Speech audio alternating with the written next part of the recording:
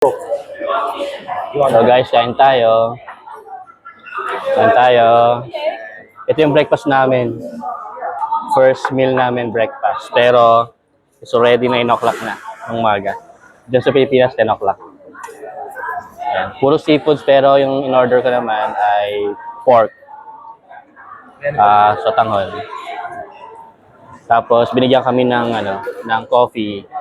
Highly recommended tong coffee nila, masarap. Yeah. You must try it. Hindi naman binanggit ko anong pangalan ng coffee, basta coffee lang daw. Pero masarap siya. Anong lugar to? Sige nga. Ito yung sa akin eh. Lagyan ng yelo. Ice coffee siya. Dalawa siya. Manghang yung sili ko pa. Siling Taiwan. Sige, hindi lang. Yan. So pag nagpunta kayo dito sa Vietnam, huwag niyo kakalimutan tong coffee nila. Nalimutan ko tanongin yung pangalan ng lugar.